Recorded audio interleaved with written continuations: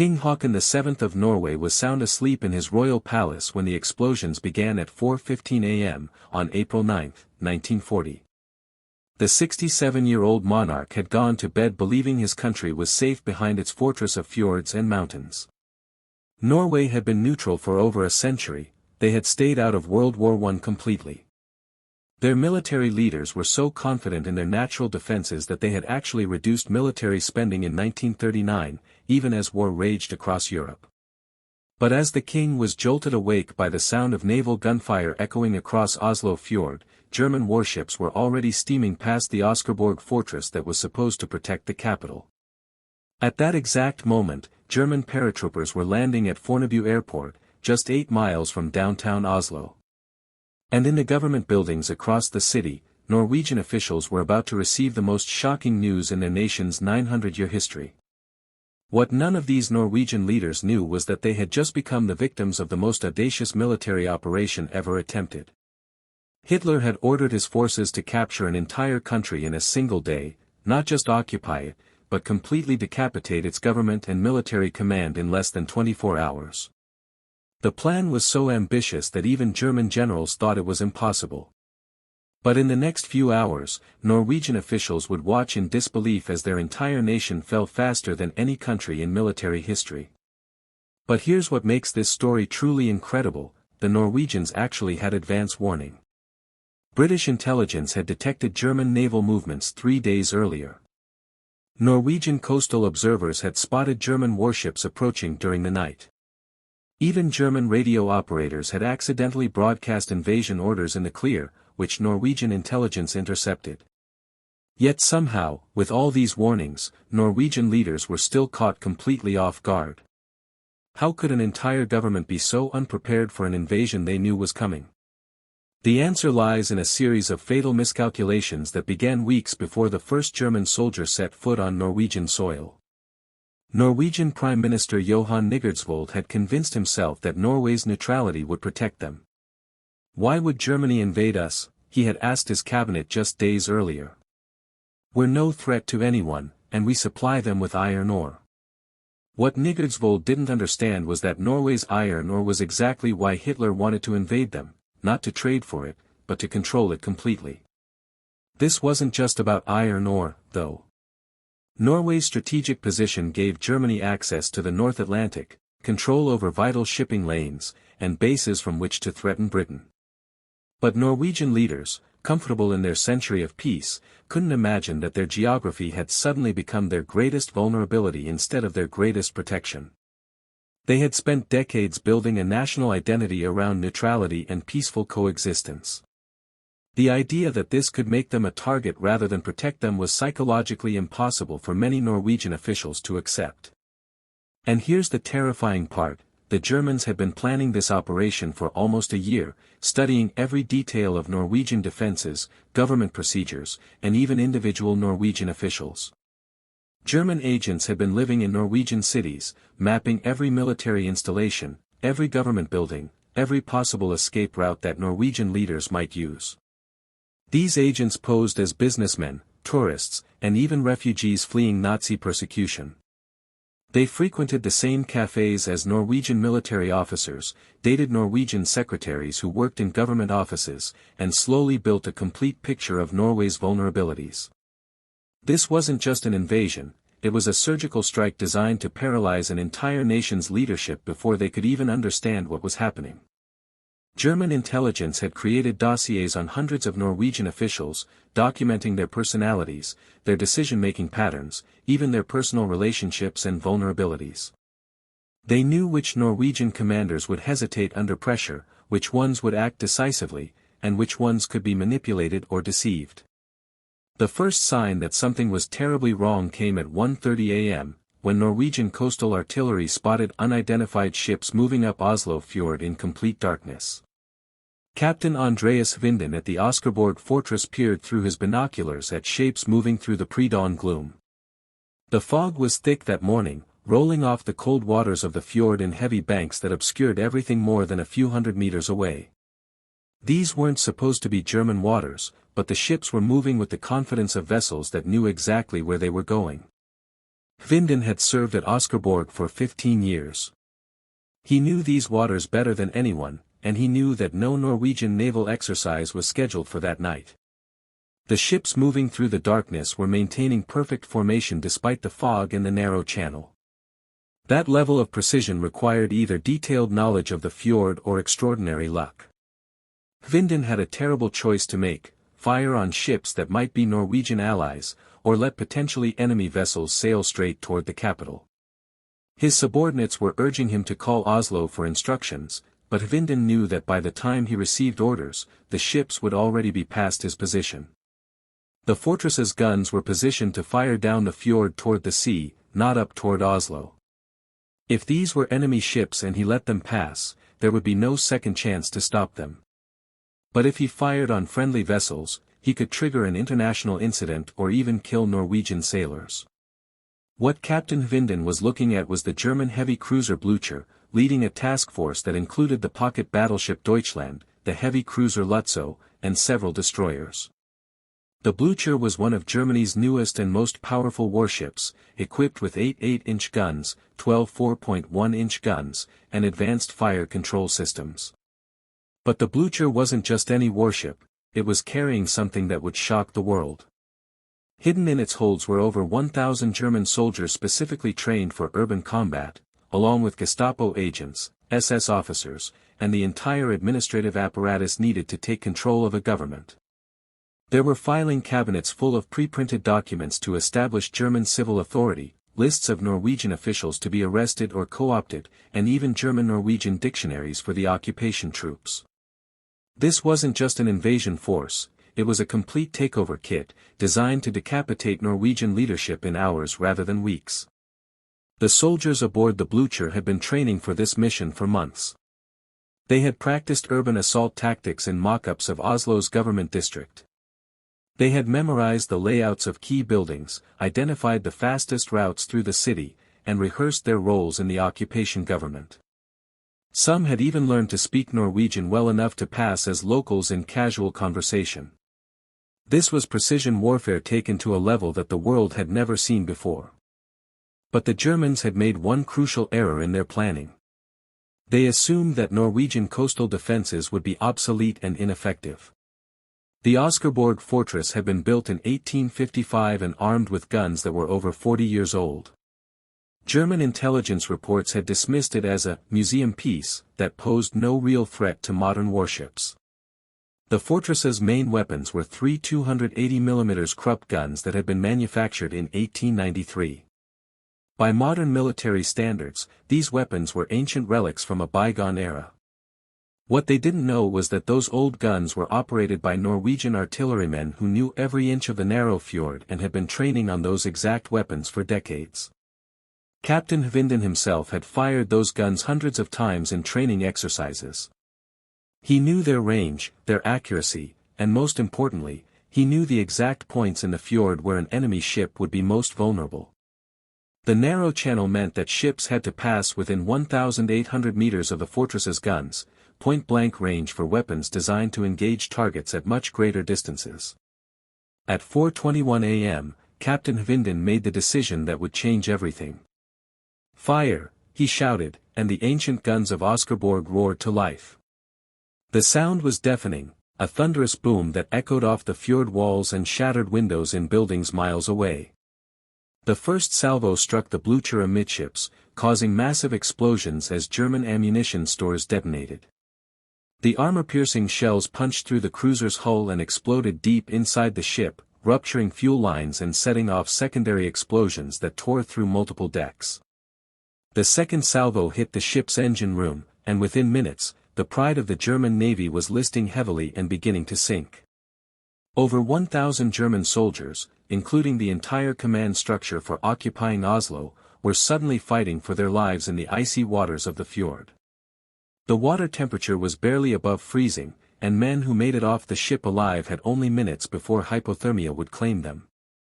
German sailors screamed for help as the massive ship rolled onto its side, its propellers still spinning uselessly in the air before it slipped beneath the dark waters. The sinking of the Blücher was a catastrophe for the German invasion plan. Not only had they lost one of their newest and most powerful warships, but the entire administrative structure for occupying Norway's capital was now at the bottom of Oslo fjord. The carefully prepared documents, the lists of Norwegian officials, the detailed plans for establishing German authority, all of it was gone. For a brief moment, it seemed like Norway's defense might actually work. But here's where the story takes an incredible turn. Even as the Blücher was sinking with Germany's entire Oslo occupation force aboard, other German units were already inside the Norwegian capital. While everyone's attention was focused on the naval battle in the fjord, German transport aircraft had been landing at Fornebu airport since 4 a.m. Norwegian airport personnel, thinking these were emergency landings, actually helped German soldiers unload their equipment and pointed them toward the road to Oslo. The German operation had been designed with multiple redundancies. If the naval assault failed, the airborne operation would proceed independently. If the airborne operation failed, the naval forces would continue their mission. The loss of the Blücher was devastating, but it wasn't fatal to the overall plan. The Germans had anticipated that some elements of the invasion might fail, and they had built enough flexibility into their operation to continue even with significant losses. The first German plane to land was a Junkers 52 transport that touched down just as airport workers were arriving for their morning shift. The Ju-52 was Germany's standard transport aircraft, a slow, three-engine plane that looked more like a civilian airliner than a military aircraft. The Norwegian ground crew saw German soldiers climbing out and assumed there had been some kind of navigation error. "You're in the wrong country," one Norwegian worker joked to a German officer. "Oslo is that way." He was pointing toward the city, trying to be helpful to what he assumed were lost German airmen who had accidentally crossed into Norwegian airspace. The German officer smiled, thanked him in perfect Norwegian, and began directing more aircraft to landing positions. His Norwegian was so flawless that the airport workers never suspected they were talking to an enemy soldier. Within an hour, over 200 German soldiers had landed at Norway's main airport, with Norwegian ground crews helping them the entire time. The Norwegians even helped unload German equipment, thinking they were assisting with some kind of emergency situation. Some Norwegian airport workers did become suspicious as more and more aircraft arrived, all carrying fully armed soldiers. But by the time they realized what was happening and tried to sound the alarm, German troops had already secured the control tower and cut the telephone lines. The airport was captured without a single shot being fired, and Norwegian workers who had helped with the emergency landing suddenly found themselves prisoners of war. Norwegian government officials were waking up to reports that made no sense. German warships were both sinking in the fjord and unloading troops in the harbor. German aircraft were both being shot down by Norwegian fighters and landing peacefully at Norwegian airports. The reports were so contradictory that many Norwegian officials assumed there had been some kind of massive miscommunication.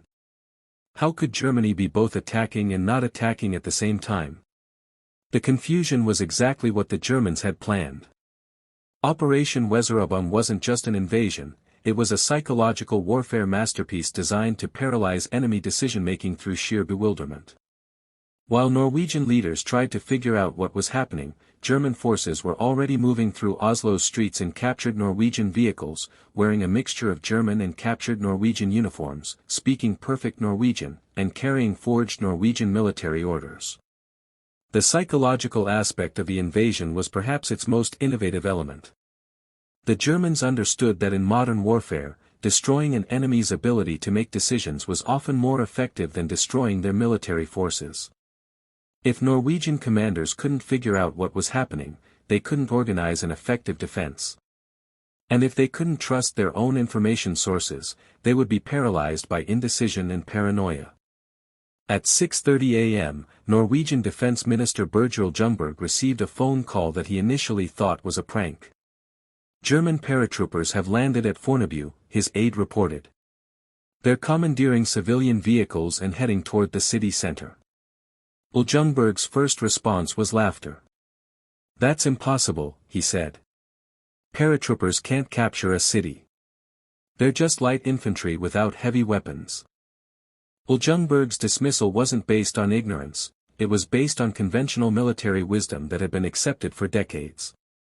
Paratroopers were lightly armed troops designed to secure bridges, capture key terrain features, or conduct raids behind enemy lines. The idea that they could capture and hold an entire city was considered tactically absurd. Cities required heavy weapons, armor, and sustained logistical support, none of which paratroopers could bring with them. What Ljungberg didn't know was that these weren't ordinary paratroopers, they were Fallschirmjäger, elite German airborne forces trained specifically for rapid urban seizure operations. These men had been selected for their intelligence, initiative, and ability to operate independently. They had spent months studying Oslo's street layout, practicing urban combat tactics, and learning how to commandeer civilian resources to support their mission. These German paratroopers were unlike anything the world had ever seen. They weren't just soldiers, they were a complete governmental takeover unit. Some were trained as radio operators who could impersonate Norwegian officials. Others were skilled in Norwegian bureaucratic procedures and could forge authentic-looking Norwegian documents. Still others were intelligence specialists who carried detailed lists of every important Norwegian official, their home addresses, their daily routines, and their psychological profiles. This was warfare raised to the level of science fiction. Each Fallschirmjäger carried a detailed mission packet with photographs of key Norwegian officials, maps of Oslo marked with priority targets, and pre-written orders in Norwegian that they could use to commandeer civilian resources. They had Norwegian currency to buy cooperation, Norwegian identity papers in case they were stopped, and even Norwegian cigarettes and personal items to make their disguises more convincing. The level of preparation was extraordinary. But even as Ljungberg was dismissing the paratrooper threat, these same German forces were already implementing a plan so audacious that it bordered on madness. They were going to capture the Norwegian government, the royal family, and the Norwegian gold reserves before noon, essentially decapitating an entire nation's leadership in a single morning. The plan required split-second timing, perfect coordination, and a level of tactical daring that had never been attempted in military history. The German plan called for simultaneous strikes on multiple targets across Oslo. One team would secure the royal palace and capture King Haakon. Another would seize the parliament building and arrest the cabinet. A third would capture the central bank and secure Norway's gold reserves. A fourth would take control of the main telephone exchange to cut off government communications. And a fifth would secure the main radio station to broadcast German propaganda. All of these operations had to succeed within hours, before Norwegian forces could organize a coordinated response. Meanwhile, King Haakon VII was facing the most important decision of his life. Norwegian officials were urging him to flee the capital immediately, but the king was reluctant to abandon his people. "If I leave Oslo," he told his advisors, "it will look like I'm surrendering without a fight." The king was 67 years old, and he had spent his entire reign as a symbol of Norwegian independence and democracy. The idea of running away while his country was under attack went against everything he believed in.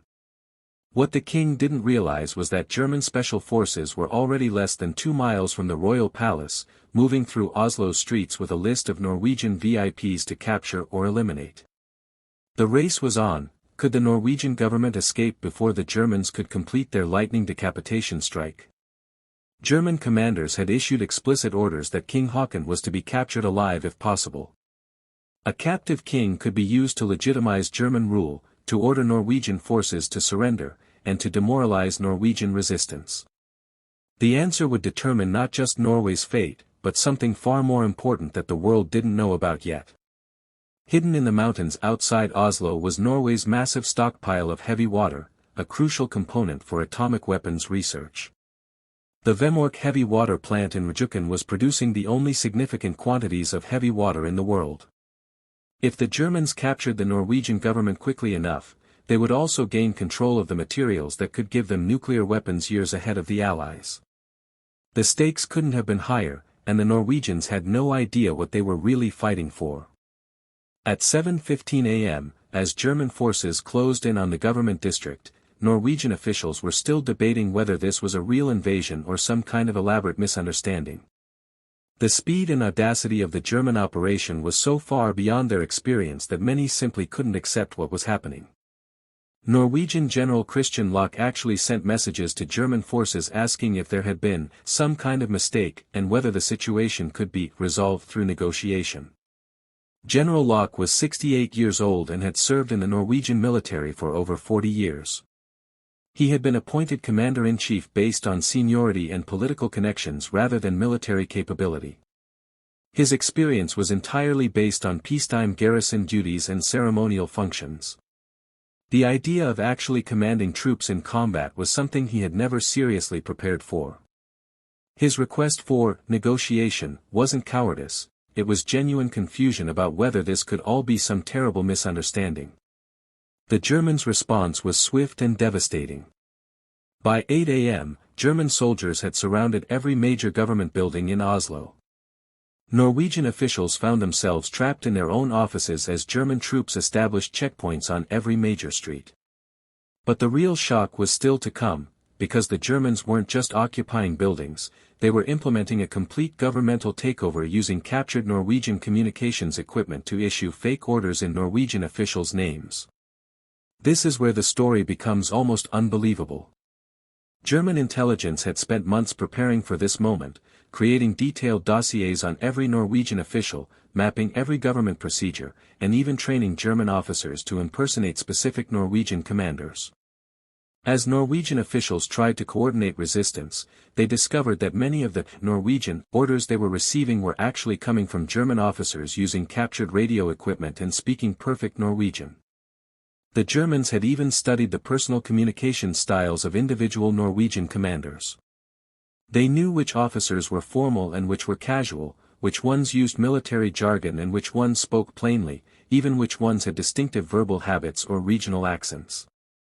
This allowed German radio operators to impersonate specific Norwegian commanders convincingly enough that their own subordinates couldn't tell the difference. Colonel Hans von Falkenhorst, the German commander of the Oslo operation, had established his headquarters in the basement of the Norwegian Parliament building by 8:30 a.m. From there, he was personally issuing orders to Norwegian military units using captured Norwegian radio codes and call signs. Norwegian commanders across the country were receiving orders that sounded completely legitimate, directing them to move their forces away from strategic positions or to report to locations where German forces were waiting to capture them. Von Falkenhorst was a brilliant tactical commander who had personally overseen the planning for the Norway invasion. He understood that the key to success wasn't killing Norwegian soldiers, it was confusing Norwegian commanders. Every minute that Norwegian officers spent trying to verify orders or establish communications was another minute that German forces could consolidate their positions. The invasion was a race against time, and von Falkenhorst was determined to keep the Norwegians off balance until it was too late for them to mount an effective defense. The psychological impact was devastating. Norwegian commanders couldn't trust their own communication networks. Orders that sounded completely legitimate might be German deceptions designed to send Norwegian forces into ambushes or away from critical defensive positions. Within hours, the entire Norwegian command structure was paralyzed by uncertainty and paranoia. Generals stopped trusting their own subordinates, and junior officers began questioning every order they received. But the most shocking moment came at 9:30 a.m., when Norwegian Prime Minister Nygaardsvold received a phone call from someone claiming to be King Haakon VII. The voice sounded exactly like the king, and the caller knew personal details that only the monarch should know. "I am safe," the voice said, "and I order you to begin negotiations with the German forces immediately. We must avoid unnecessary bloodshed." Nygaardsvold was about to comply when his aide burst into the room with news that the Real King was still at the royal palace, which was now surrounded by German forces. The fake king had been German Lieutenant Klaus Heinrichs, an actor-turned-intelligence officer who had spent 6 months studying recordings of King Haakon's voice and learning intimate details about the Norwegian royal family. Heinrichs had performed in Berlin theaters before the war and had a natural talent for mimicry and voice acting. German intelligence had recruited him specifically for this mission, giving him access to hours of recorded speeches and radio broadcasts by the king. Heinrichs could imitate the king's speech patterns, his favorite phrases, even his slight stutter when he was nervous. The deception was so perfect that several Norwegian officials would later admit they couldn't tell the difference between Heinrichs and the real king, even when listening to recordings side by side.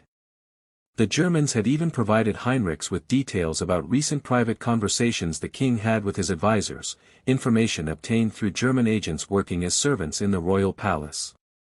As the morning wore on, the situation became increasingly surreal.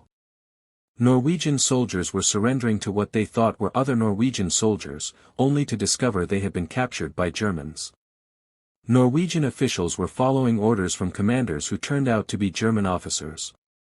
And in some cases, actual Norwegian forces were firing on each other because they couldn't tell who was real and who was an imposter. Lieutenant Erik Andersen of the Norwegian Royal Guard experienced this confusion firsthand when he received orders to escort a group of Norwegian intelligence officers to a secure location. The men wore correct Norwegian uniforms, carried proper identification, and spoke Norwegian without any accent. They even knew the correct passwords and recognition codes. It was only when one of them accidentally referred to the king as His Majesty the Kaiser, that Andersen realized he was dealing with German infiltrators. By then, it was too late, the Germans had already learned the location of the king's planned escape route. At 10:45 a.m., just 6.5 hours after the invasion began, German forces achieved something unprecedented in military history: they had effectively captured an entire capital city without fighting a major battle. Norwegian government buildings were occupied, key infrastructure was controlled, and German forces had established a perimeter around every major strategic point in Oslo. But the operation wasn't complete yet, because the ultimate prize, the Norwegian government and royal family, was still at large. King Haakon VII, along with the Norwegian cabinet, had managed to escape Oslo just minutes before German forces surrounded the government district. The king's escape was chaotic and improvised. There had been no formal evacuation plan, no prepared vehicles, no security detail. Norwegian officials literally ran out the back doors of government buildings and commandeered civilian cars, trucks, and even a bus to flee the city. Some cabinet ministers escaped in their pajamas, having barely had time to dress before fleeing. But their escape created a new problem: Norway now had two competing governments. The Germans quickly installed a puppet regime led by Norwegian fascist Vidkun Quisling, who announced on captured Norwegian radio stations that he was the new prime minister and that Norway was now allied with Germany. Meanwhile, the real Norwegian government was fleeing north, trying to establish a legitimate resistance. Quisling was a former Norwegian defense minister who had become increasingly sympathetic to Nazi ideology during the 1930s. He had founded a Norwegian fascist party and had been in contact with German intelligence for years. The Germans had been planning to use him as their puppet leader if the invasion succeeded, but even they were surprised by how quickly he acted. Quisling essentially seized power on his own initiative, announcing the formation of a new government before German commanders had even authorized him to do so. Quisling's first act as puppet prime minister was to broadcast a radio message that sounded completely official. "My fellow Norwegians," he announced over the national radio network, "I have assumed leadership of our government to prevent unnecessary bloodshed. German forces are here as our allies to protect Norway from British invasion. I order all Norwegian military units to cooperate fully with German commanders." The broadcast was so convincing that many Norwegian soldiers actually began following Quisling's orders, not knowing they were helping to complete their own country's conquest. The psychological warfare reached its peak when both governments began issuing contradictory orders to Norwegian military units. Quisling's puppet regime ordered Norwegian forces to stand down and cooperate with German troops. The legitimate government ordered continued resistance. Norwegian commanders found themselves in an impossible situation: should they obey the government in Oslo, which controlled all the communication networks and seemed to have royal approval, or the government in exile, which claimed to represent Norway's true interests? Major Olaf Helseth, commanding Norwegian forces at Lillehammer, received 3 different sets of orders within an hour. The first, apparently from the defense ministry in Oslo, ordered him to withdraw his forces to avoid German air attacks. The second, claiming to be from the king, ordered him to surrender immediately to prevent civilian casualties. The third, from an unknown source, ordered him to fight to the death. Helset had no way to verify which orders were legitimate, and by the time he decided to ignore all of them and act on his own judgment, German forces had already surrounded his position. Most Norwegian commanders, confused and lacking clear information, chose the path of least resistance and began cooperating with German forces. Within 12 hours of the invasion, organized Norwegian military resistance had essentially collapsed, not because Norwegian soldiers wouldn't fight, but because they couldn't tell who they should be fighting for. But the most incredible aspect of the entire operation was how the Germans managed to capture not just Oslo, but virtually every major Norwegian city simultaneously. While the main drama was unfolding in the capital, similar operations were taking place in Bergen, Trondheim, Stavanger, and Narvik. German forces had coordinated simultaneous attacks on 6 different Norwegian cities, using the same combination of naval forces, paratroopers, and psychological warfare that had worked so effectively in Oslo. In Bergen, German warships sailed directly into the harbor while German paratroopers landed at the airport. Norwegian coastal defenders, seeing German ships approaching, radioed for instructions but were told by Norwegian command, actually German radio operators, that these were friendly vessels that had been given permission to dock. By the time Norwegian forces realized they had been deceived, German soldiers were already unloading tanks and artillery in Bergen's harbor. The Bergen operation actually faced more resistance than Oslo. Norwegian coastal batteries opened fire on German ships, sinking 1 destroyer and damaging several other vessels. But the Germans pressed forward anyway, accepting casualties to achieve their objectives. German forces suffered over 200 casualties in Bergen, but they captured the city anyway through sheer determination and superior coordination. In Trondheim, the deception was even more elaborate. German transport aircraft landed at the airport carrying soldiers dressed as Norwegian Red Cross personnel. They claimed they were bringing medical supplies for civilian refugees and asked for transportation into the city center. Norwegian authorities, wanting to help with humanitarian relief, actually provided trucks and drivers to transport the German medical team directly to Norwegian military headquarters. Within an hour, the entire Trondheim garrison had been captured or neutralized by soldiers they had personally helped reach their positions. Norwegian officials couldn't believe the scope of what was happening. Radio reports were coming in from around the country describing German forces appearing simultaneously in cities that were hundreds of miles apart. The logistics alone seemed impossible. How could Germany coordinate such a massive operation without Norwegian intelligence detecting it? The answer was that German planning for the Norway invasion had begun almost a year earlier, with detailed reconnaissance, agent networks, and prepositioned supplies that allowed them to strike everywhere at once. By noon on April 9, less than 8 hours after the first German warship had entered Norwegian waters, Hitler's forces controlled every major Norwegian port, airport, and government building. Norwegian resistance hadn't been defeated, it had been bypassed entirely through speed, deception, and psychological manipulation. The few Norwegian units that tried to organize counterattacks found themselves isolated, surrounded, and facing German forces that seemed to know Norwegian tactics better than the Norwegians themselves. At exactly 12 p.m., German radio operators broadcast a message that was heard around the world. Speaking in perfect Norwegian, German Colonel von Falkenhorst announced, "The German Reich has assumed protection of the Kingdom of Norway. All Norwegian military forces are ordered to cease resistance immediately. King Haakon VII has been informed of these arrangements and has agreed to cooperate with German authorities for the welfare of the Norwegian people." The message was a complete lie. King Haakon was still free and had agreed to nothing, but to most Norwegians listening to their radios, it sounded like their own government was surrendering. The speed and completeness of the German victory shocked even Adolf Hitler himself. When he received the first reports from Norway, Hitler initially thought there had been some mistake in the communications. All major objectives secured, he asked his aide. In 12 hours? That's impossible. But as more reports flooded in, confirming that German forces had indeed captured an entire country in less than half a day, Hitler realized that his military had achieved something unprecedented in the history of warfare. The capture of Oslo in one day had been more than just a military victory, it had been a demonstration that the rules of warfare had fundamentally changed.